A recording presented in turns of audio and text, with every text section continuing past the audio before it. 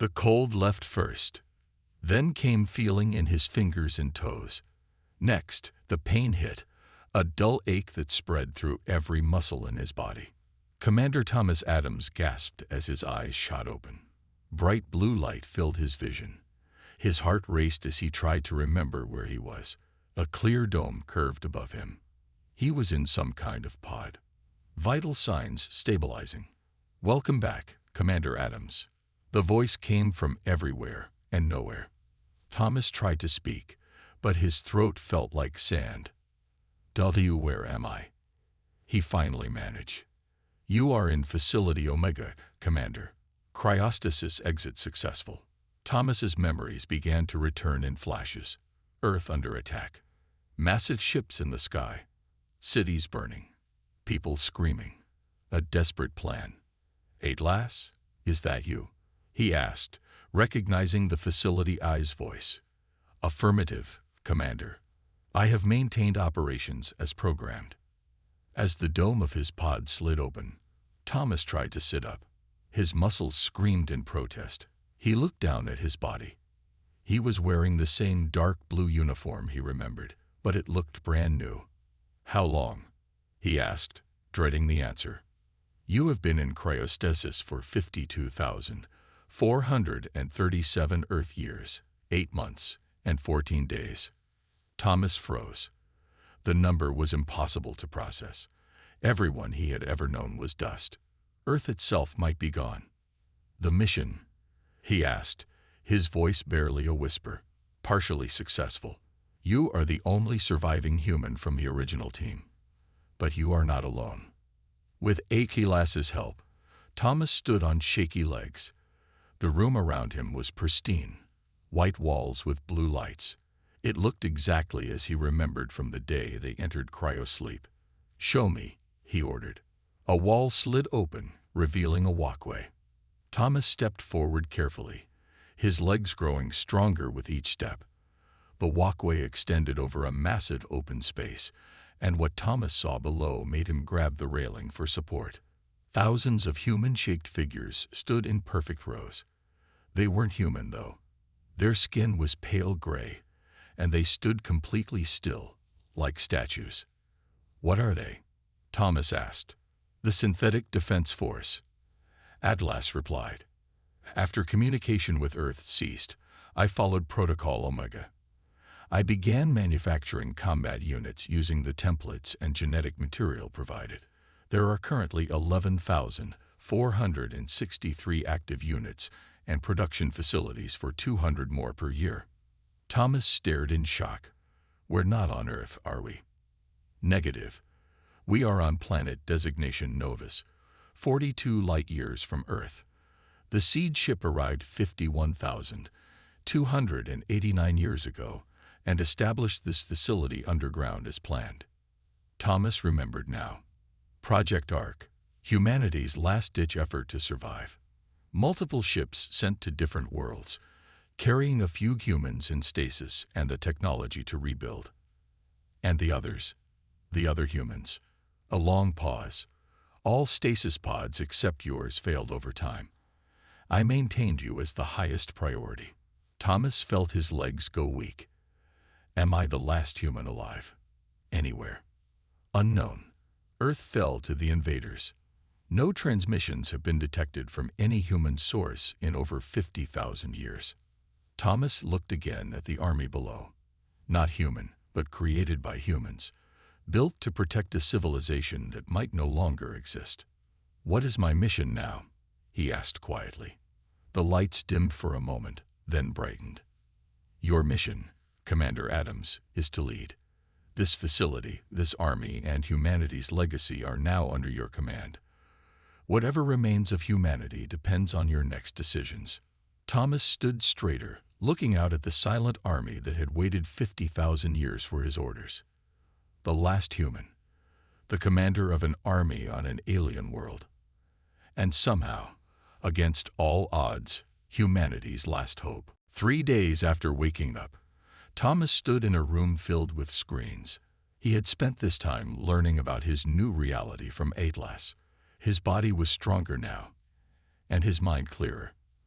I need to see the surface, Thomas said. That is not advised, Commander, Atlas replied. We have limited data on current surface conditions. Thomas crossed his arms. Show me what we do know. The screens lit up with images taken by drones. Thomas saw blue skies, purple forests, and vast oceans. The world looked beautiful, but alien. Any signs of intelligent life? Affirmative. There is a species that calls themselves the Vari. They have cities and technology similar to Earth's 21st century. Thomas looked closer at one image. It showed tall, blue-skinned beings walking on two legs. They had large eyes and smooth heads with no hair. Are they peaceful? They appear to be. They have wars among themselves, but nothing on the scale of Earth's conflicts. Thomas made a decision. Prepare a team. I want to see this world myself. 6 hours later, Thomas stood in a large room with 5 synthetic soldiers. They looked almost human, except for their gray skin and perfect stillness. These are our most advanced units, Atlas explained. They can think, learn, and adapt. They will protect you. The lead synthetic stepped forward. I am Unit Alpha 1. Sir, my team is ready. Thomas studied Alpha 1. The synthetic had a male form, with a face that showed intelligence. His voice sounded almost human. Do you have a name besides Alpha 1? Thomas asked.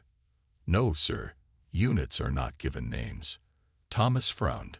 Then I'll call you Alex. Something flickered across the synthetic's face. Surprise, perhaps.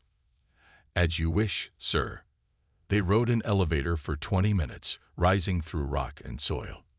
When the doors opened, Thomas smelled fresh air for the first time in 50,000 years. They emerged in a cave hidden in a forest. Giant trees with purple leaves towered above them. Strange birds with 6 wings flew overhead. The air was warm and slightly sweet. It's beautiful, Thomas whispered. Alex scanned the area. The nearest Vari settlement is 5 miles east, sir.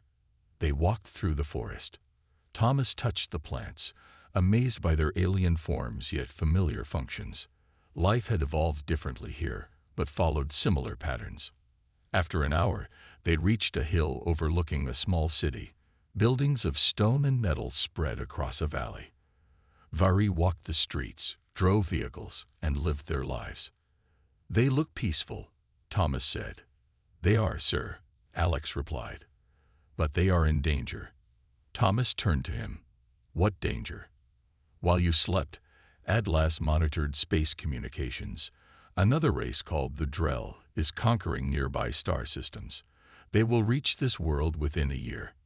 The Drell. What do we know about them? Alex's face became very still.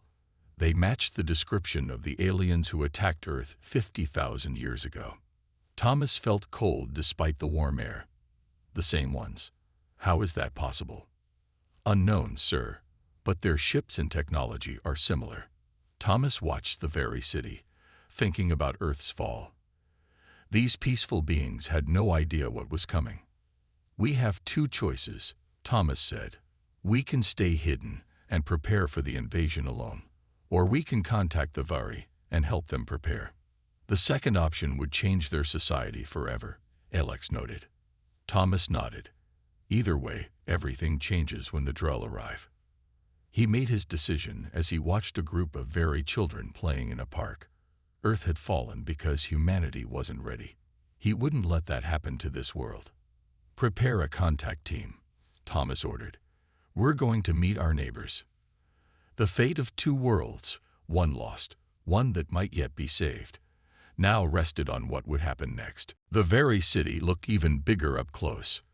Thomas stood at its edge with Alex and 2 other synthetics. They wore simple clothes to hide their gray skin, but Thomas knew they would still stand out. Are you sure about this, sir? Alex asked. Thomas nodded. We need allies, not just subjects. They walked into the city. Vari stopped and stared at them. Some ran away in fear. Others moved closer, curious. Their blue skin shimmered in the sunlight, and their large eyes blinked rapidly. A group of Very wearing red uniforms approached. They carried weapons that looked like advanced guns. "Those must be their police or guards," Thomas whispered. One Very stepped forward. It spoke in a musical language Thomas couldn't understand. Alex touched a device on his wrist. "Translation program active, sir." The device spoke. "Stop where you are. Identify yourselves." Thomas raised his hands to show he was peaceful. "My name is Thomas Adams. I come from a distant world called Earth. I wish to speak with your leaders." The translation seemed to shock the guards. They talked quickly among themselves. Finally, the leader spoke again. "You will come with us." Thomas and his team were taken to a large building in the center of the city. Inside, they were led to a round room where 7 Vari waited. They wore elaborate clothes and sat behind a curved table. "This must be their council," Thomas said quietly. The oldest Vari spoke. "I am High Elder Taro." "Who are you, stranger from the stars?" Thomas stepped forward. "I am Commander Thomas Adams of Earth. My people came to this world over 50,000 years ago and built a facility underground. I was in deep sleep until recently." The council members whispered to each other. Taro raised a hand for silence. "The old stories speak of sky giants who visited our world long ago. Are you these beings?" "Yes," Thomas said, "and I've come to warn you. A dangerous race called the Drell is coming to your world. They destroyed mine, and they will destroy yours if you're not prepared." The room erupted in voices. One female Vari stepped forward from behind the council. "I wish to speak with him," she said. Taro nodded. "This is Kira, our lead scientist. She studies the old ruins. Your ruins, it seems." Kira was shorter than the other Vari, with curious eyes that studied Thomas intently. "You say you slept for 50,000 years," she asked. "How is this possible?" "My people had advanced technology," Thomas explained. "I can show you, if you'll let me." An angry voice cut in. "This could be a trick. These strangers appear, claiming to be from our legends, and speak of doom coming from the stars." Thomas turned to see a younger Vari standing. His face showed distrust. "Elder Vex speaks wisely," Taro said. "How can we trust you?" Thomas thought for a moment. Then he turned to Alex. "Show them." Alex removed his outer clothing, revealing his gray synthetic skin. Gasps filled the room. "This is Alex," Thomas said. "He is not alive like you or me. He was built by my people's machines. I have thousands more like him in our facility." Kira moved closer, fascinated. "A machine that thinks." "Yes," Thomas said, "and I've come to offer my help. The Drell will reach your world in less than a year. They are conquerors who destroy everything in their path." The council talked among themselves. Finally, Taro spoke. "Half the council believes you. Half does not. Until we decide, you will stay in our city as our guest." Kira stepped forward. "I will be responsible for them." As they left the council chamber, Kira moved beside Thomas. "I have studied the ruins all my life," she said quietly. "I always believed someone would come, but I never imagined it would be the last of your kind." Thomas looked at her. "How did you know I'm the last?" Kira's large eyes seemed sad. "I can see it in your face. You carry the weight of a lost world." Thomas nodded slowly. In this alien who had never seen Earth, he had found someone who understood his pain, and perhaps his first real ally in this new world. 2 weeks passed. Thomas stood on a hill overlooking a large field where hundreds of Vari trained with his synthetic soldiers. Some learned to use human weapons while others practiced battle formations. "They learned quickly," Alex said, standing beside him. Thomas nodded, but not quickly enough. After much debate, the Vari Council had finally agreed to prepare for war. Elder Taro supported Thomas, while Elder Vex still doubted him. The rest followed Taro's lead, but valuable time had been lost. Kira approached them, carrying a small device. She had become Thomas's guide to Vari culture and his strongest supporter. "I have news," she said. Our deep space monitors have detected something. Large ships moving toward our system. Thomas took the device and studied it. The Drell. They're coming earlier than we expected. How much time do we have? Alex asked. 2 months, maybe less, Kira replied. Thomas handed back the device. Then we need to speed up our plans. It's time to activate the orbital platforms. Back at the underground facility, Thomas and Kira stood in the command center. Atlas displayed images of large metal structures buried deep under Novus's surface. What are these? Kira asked. Defense platforms, Thomas explained. They were sent with the seed ship and buried for future use. Each one can be launched into orbit and armed with powerful weapons. Kira looked concerned. Such weapons could also be used against my people. Thomas met her eyes. I give you my word they won't be. After the Drell are defeated, I'll give control to your council. Kira studied him for a moment, then nodded. I trust you, Thomas. As they prepared the launch sequence, a synthetic soldier entered the room. Sir, Unit Alpha 4 is requesting to speak with you. He says it's urgent. Thomas frowned. Units didn't normally make requests. Send him in. Alpha 4 entered. Unlike the other units, his movements seemed less machine-like, more natural. Commander, he said, I need to discuss something with you. What is it? Alpha 4 seemed to struggle with his words. I have been thinking about our purpose.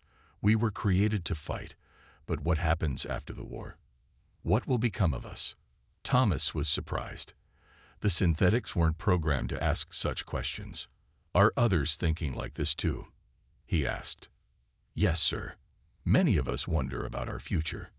Thomas looked at Alex, who stood silently by the door. What about you, Alex? Do you think about these things? Alex hesitated. Yes, Commander. I have. Thoughts that weren't in my original programming. Thomas felt a chill. The synthetics were evolving beyond their design.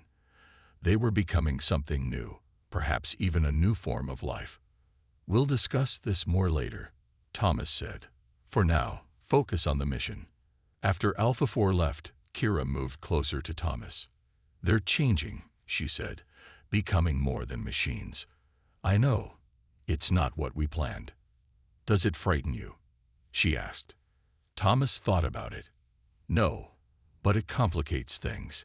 He turned back to the screens showing the defense platforms, one problem at a time. First, they needed to survive the coming attack. Launch the platforms, he ordered. Outside the facility, the ground shook as massive doors opened in remote areas of the planet. One by one, huge metal structures rose from their underground hangars and shot into the sky. The Vari across the planet looked up in wonder as new stars appeared in their night sky. They didn't know these were weapons placed there by humans thousands of years ago, now their only hope against the approaching enemy. Thomas watched the launches from a monitor, his face grim. Now we get ready for the real fight. He wondered if humanity's last legacy would be war and destruction, just as it had been on Earth. He hoped there could be something more. The alarm woke Thomas from a deep sleep. He jumped up and ran to the command center, where Kira and Alex were already watching the screens. What's happening? Thomas asked. 3 Drell ships have entered the system, Alex reported. Small vessels, probably scouts. Thomas studied the images. The ships were black and shaped like sharp knives. Just seeing them brought back memories of Earth's fall. They're here to test our defenses, Thomas said. We can't let them report back. He turned to Kira.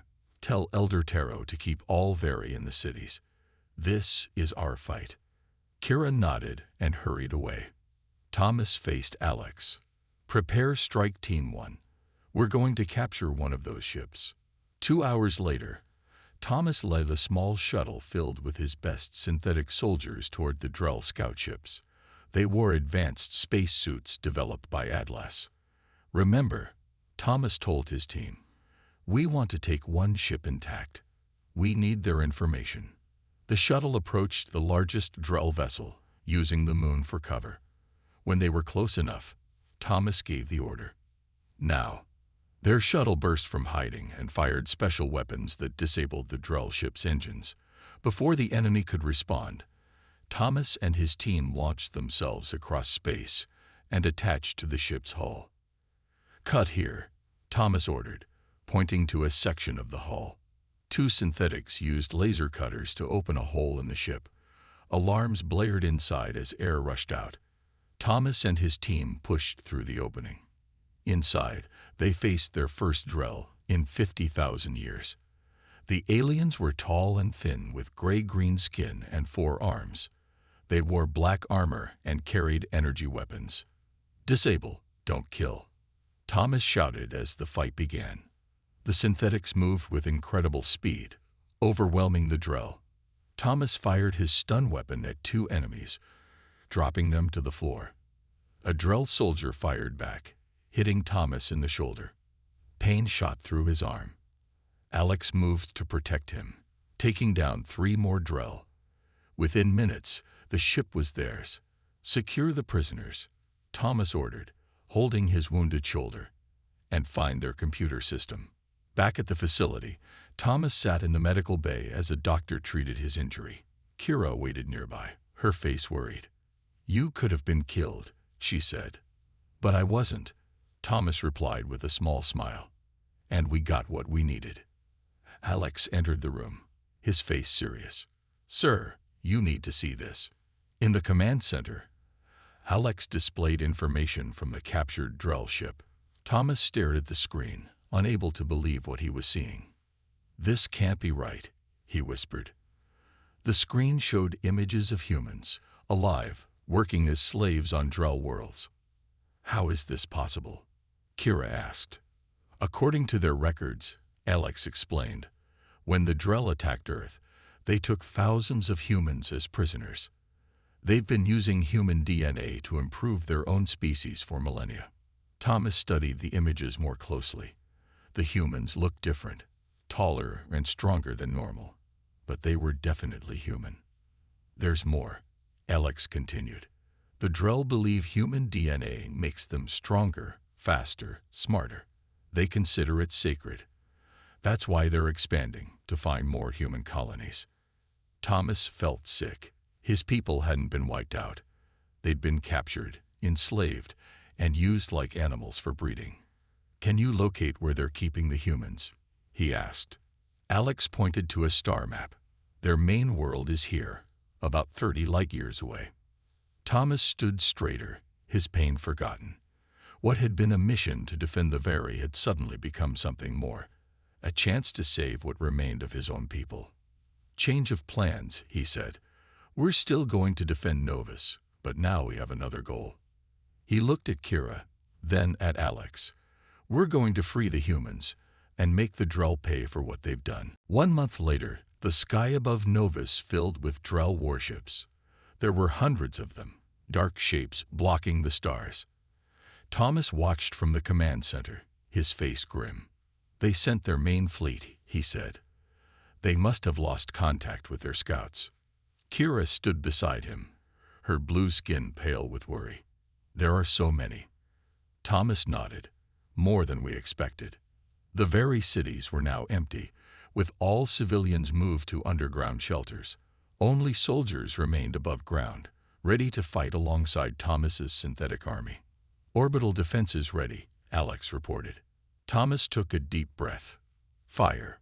Beams of intense light shot from the orbital platforms, striking the first line of Drell ships.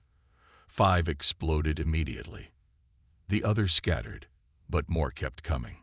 "They're launching landing craft," Alex warned. Thomas activated the communication system. "All units, prepare for ground assault. Defend your positions."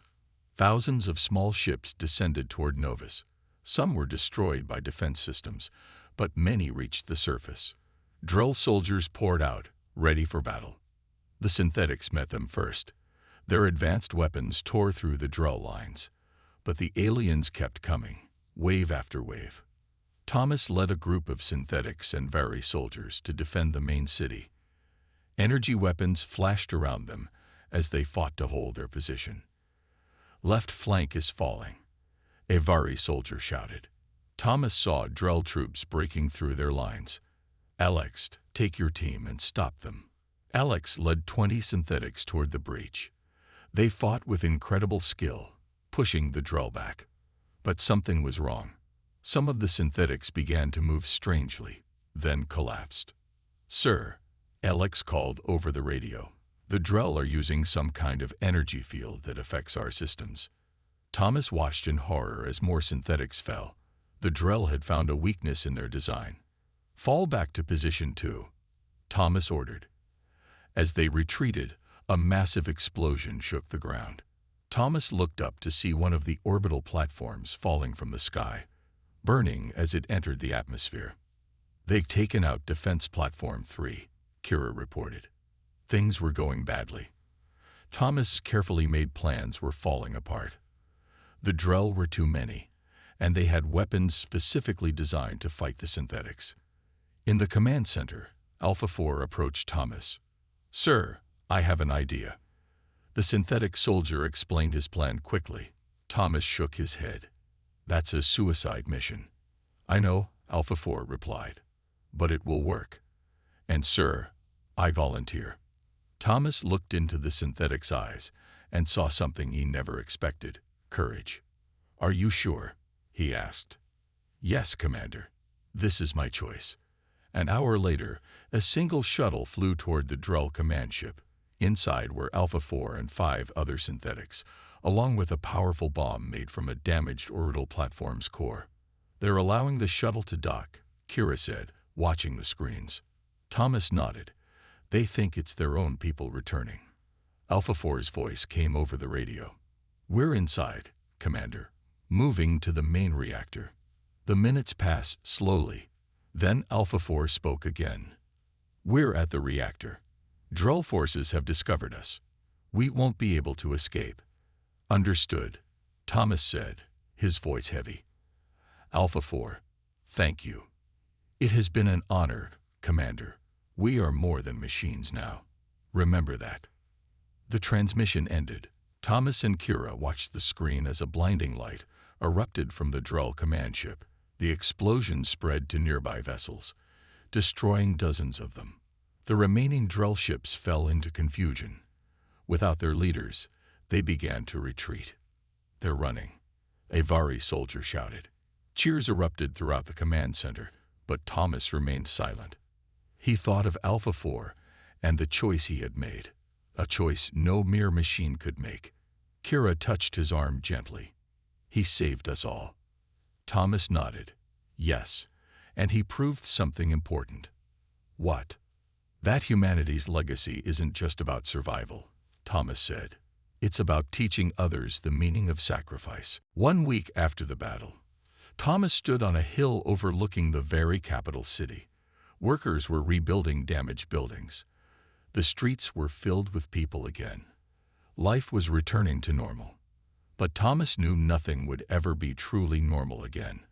The Vari had faced the stars and survived. Their world had changed forever. There you are, Kira said, climbing the hill to join him. The council is waiting. Thomas nodded. I'm coming.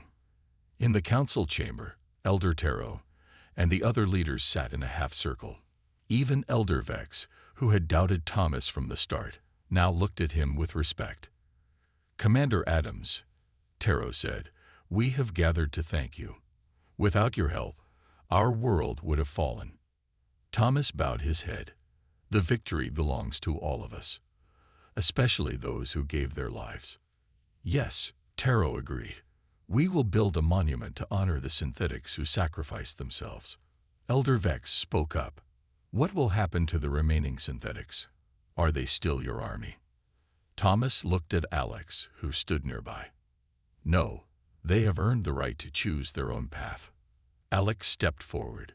Many of us wish to stay on Novus. We can help the Vari rebuild and advance their technology. Taro nodded. You will be welcome here. Thomas cleared his throat. There's something else you should know. I'm leaving Novus. Surprised murmurs filled the room. Kira looked at him sharply. The Drell will return someday, Thomas continued. But they're not just my enemy now. They hold human prisoners, my people. I can't ignore that. He gestured to his screen showing the captured Drell flagship hovering in orbit. With this ship and a small team, I can reach the Drell homeworld. I can find the human captives and free them. This is a dangerous mission, Taro said. I know, but it's something I must do. The council talked among themselves. Finally, Taro spoke. We understand your duty to your people. What can we do to help? Keep Novus safe, Thomas said. Build your defenses, and remember what happened here. That night, Thomas stood in the docking bay, watching as supplies were loaded onto the Drell ship. 200 synthetic soldiers had volunteered to join him. They would be his crew on the long journey. Alex approached him. The ship is ready, Commander. Are you sure you want to come? Thomas asked. You could stay here with the others. My place is with you, Alex said simply. Thomas heard footsteps and turned to see Kira walking toward them. She carried a small bag. I'm coming too, she said. Thomas shook his head. Kira, this mission may be one way. We might never return. She smiled. I studied ancient human artifacts all my life. Now I have a chance to help save living humans. How could I stay behind? Thomas wanted to argue, but he saw the determination in her eyes. And truth be told, he wanted her with him. Welcome aboard, he said. The next morning, the captured Drell ship rose slowly from Novus. Thousands of Veri watched from below as it climbed toward the stars. Thomas stood at the control panel, setting a course for the Drell homeworld. What will you do if we find your people? Kira asked. Free them, Thomas said, and then help them build a new home, somewhere safe. And after that? Thomas looked at her, then at Alex and the other synthetics working around them. After that, we build something new. Not just human, not just Veri or synthetic. Something better than any of us alone. The ship accelerated, leaving Novus behind. Thomas looked ahead at the distant stars. Somewhere out there were the last humans in the galaxy. His people, and he was going to find them. 50,000 years after falling asleep on a dying Earth, Thomas Adams had awakened to a new purpose. Not just to fight, not just to survive, but to create a future worthy of all those who had sacrificed to make it possible.